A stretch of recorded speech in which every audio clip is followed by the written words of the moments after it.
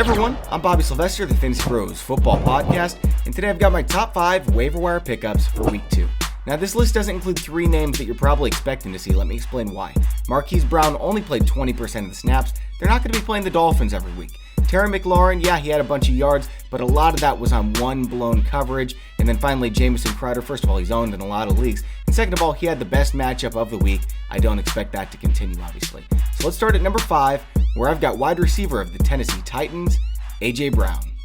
Now, this has little to do with the fact that Corey Davis was shut down by Denzel Ward because, well, what did you expect? Rather, Marcus Mariota looks healthy for perhaps the first time since he led the NFL in fantasy points over an 8-week stretch. Brown is a superb route runner. He has impressive body control, and he already has pro awareness too. I think he has a chance to become a weekly start at wide receiver. At number 4, we'll move on to our first running back. It's Ronald Jones of the Tampa Bay Buccaneers. Forget everything you thought about Jones the same way you forgot everything about Devontae Freeman when Dirk Cutter was done being his offensive coordinator. Bruce Arians is fantasy football running back magic, and Jones very well may have separated himself from the pack in Week 1's committee. Now, this isn't a safe pickup, but there's a chance Jones blossoms into a running back 2 in this offense. At number 3, we've got another running back. It's Malcolm Brown of the Los Angeles Rams. A lot of people were probably expecting Brown to be number 1 on this list, but don't dismiss Todd Gurley yet. He did play 65% of the team's snaps, which is more than Alvin Kamara has ever played for New Orleans. Rather, this is about Brown having a large role in a backfield that scored 430 fantasy points last year.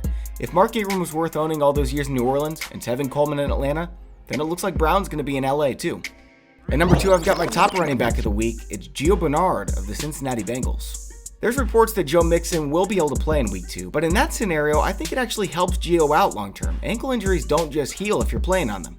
More likely though, Mixon is going to miss 2 to 4 weeks, and in that time, Bernard's going to function as a 3-down, game script proof back. Granted, it's a bad offense, but we've seen Gio Bernard put up big numbers in this role before, and I would expect him to be a weekly RB2. And then at number 1, we've got another Cincinnati Bengal, if you can believe it. It's John Ross, wide receiver. Yeah, I'm actually going with back-to-back Bengals players at the top of my waiver wire list this week. Because look, we knew Zach Taylor was a total wild card, and what we saw in week 1 was exciting. Yeah, John Ross had 7 receptions for 158 yards and 2 scores. He looked great. But I'm talking about Andy Dalton slinging 51 passes despite a neutral game script. And it was against the Seattle Seahawks too. If that's a sign of things to come, the Bengals should have no trouble getting Ross the targets he needs, even when AJ Green comes back. Alright guys, that's all for my week 2 waiver wire pickups. Make sure to hit that subscribe button so you don't miss out on any future content. Thanks for watching, and enjoy your football.